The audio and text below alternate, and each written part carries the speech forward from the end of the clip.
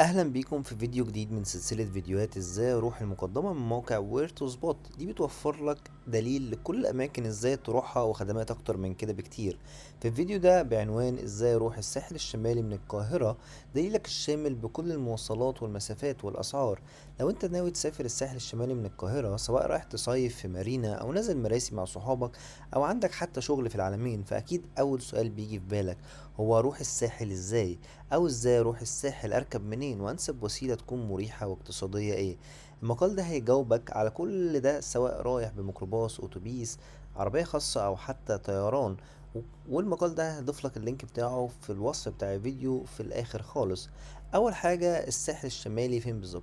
الساحل الشمالي بيبدأ من الكيلو 21 وبيمتد لحد مرسى مطروح، لكن مشهور واللي الناس بتروحه دايما مارينا، سيدي عبد الرحمن، مراسي، امواج، هاسيندا، العلمين الجديدة. كل الأماكن دي أنت محتاج تعرف هي في حدود الكيلو كام. فمارينا مثلا بتبقى تقريبا الكيلو 94، سيدي عبد الرحمن الكيلو 125، وهكذا. يعني المسافة من القاهرة للساحل بتكون من 260 ل 350 كيلو، حسب المكان اللي نازل فيه بالظبط. الوقت اللي انت متوقعه في فترة السفر بتكون لو بالعربية من 3 ل 4 ساعات، بالأتوبيس من 4 ل 5 ساعات، بالطيران من ساعة طيران زائد ساعة توصيل. طيب لو انت بالعربية، أول حاجة هتاخد طريق المحور 26 يوليو أو الطريق الدائري. بعد كده هتنزل على الصحراوي، طريق الصحراوي القاهرة اسكندرية. بعد ما بتعدي البوابات بتلاقي مخرج مكتوب عليه وادي النطرون العلمين. كمل على طريق العلمين الجديد ومنها هتدخل الساحل على طول. أهم حاجة تتأكد المخرج اللي انت نازل فيه مخرج ايه عشان تطلع من عنده. الوقت لو طبعا الدنيا من غير زحمة بتبقى من 3 ل4 ساعات، طبعا خصوصا أيام الجمعة والعيد والتفاصيل دي كلها. البنزين أكيد على حسب نوع العربية وعلى حسب انت استخدامك لدواسة البنزين عاملة ازاي. والمتوقع ده بشكل بسيط جدا جدا جدا تمن تكلفة البنزين طبعا في المشوار الواحد. ايه المميزات؟ اللي احنا طبعا عندنا مرونة في الوقت، ممكن تقف في اي وقت، بتوصل لحد بوابة القرية. طبعا العيوب اللي انت بتبقى ممكن تروح في الزحمة او تعب وقت السواقة. طيب لو انا رايح باتوبيس زي جو باص او بلو باص او سويفل او دلتا، اهم حاجة تبقى عارف ان الاتوبيس لازم يبقى طبعا مكيف وفيه واي فاي عشان خاطر تبقى ضامن ان هو يوصلك كمان لحد باب القرية. لو جو باص في رحلات طبعا يومية بتطلع من عبد المنعم، رياض، الماظة، اكتوبر، التجمع الخامس، بتروح لحد مراسي ومارينا والعلمين وسيدي عبد الرحمن، وهكذا. بلو باص طبعا من ناحية النظافة ومعيد هايل جدا جدا. ممكن تحجز طبعا من خلال التطبيق او الموقع الرسمي بتاعهم. وفي محطات توصيل عند مراسي وامواج وهاسيندا واماكن تانية كتير.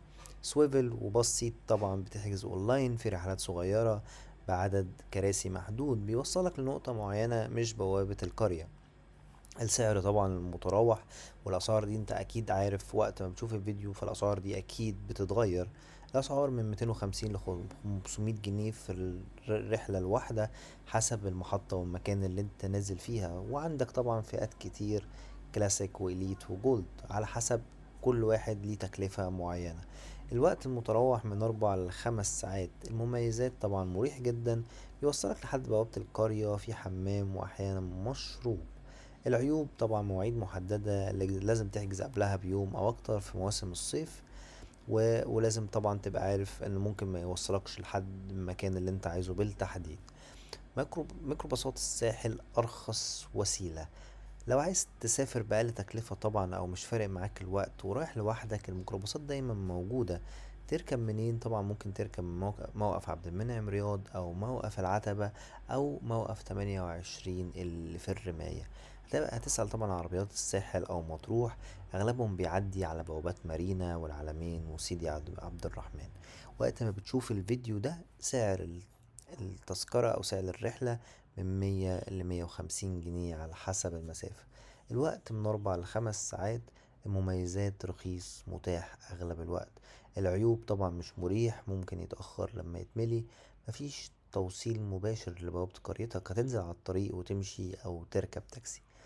طبعا لو طيران، لو رايح العلمين الجديدة أو مراسي والشغل مستعجل، ممكن تسافر طيران.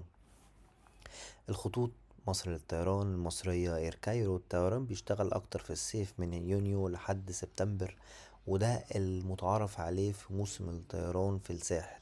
المطار طبعا مطار العالمين الدولي، وده مطار ممتاز جدا جدا جدا. المدة اللي انت بتتراوح ساعة طيران من مطار القاهرة، وساعة توصيل من مطار لبوابة القرية حسب المسافة. طبعا السعر بيتراوح من 1500 ل3000 جنيه حسب موسم والحجز، وده برضو وقت ما بتشوف الفيديو ده.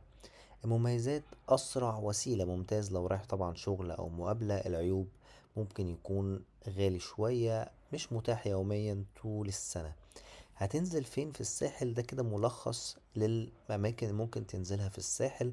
مارينا كيلو 94، العلمين الجديدة من 108 ل120، مراسي الكيلو 125، هاسيندا 136، بوكا باي 142، وراس الحكمة 180 للكيلو 200.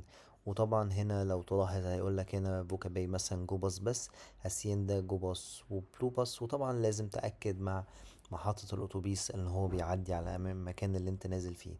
ملخص سريع لكل حاجة احنا اتكلمنا فيها: طبعا العربية خاصة، هي حرية كاملة، والسعر التقريبي من 200 ل300، ممكن طبعا يوصل ل1000 و1500 على حسب نوع العربية. الوقت من 3 ل4 ساعات. الأتوبيس بيبقى مكيف ومريح وتوصيل مباشر. الميكروباص أرخص وسيلة. بعد كده الطيران أسرع وسيلة للمشاوير السريعة. وهتلاقي هنا الوقت وكل حاجة. طبعا هتلاقي هنا نصايح ان انت تحجز بدري لو نازل في العيد او في الصيف. لو رايح في الويك اند برضو لو نزلت بدري هيكون احسن ليك عشان الطريق بيبقى زحمة. دايما خلي معاك مية وسناكس لو راكب مواصلة طويلة. لو رايح قرية معينة تأكد من وجودها على الطريق، وانت محتاج توصيلة داخلية ولا لأ. وتأكد من الأتوبيس أو الميكروباص أو أي وسيلة هتركبها، حتى التاكس، إن أنت هيوصلك لحد المكان اللي أنت عايزه بالظبط.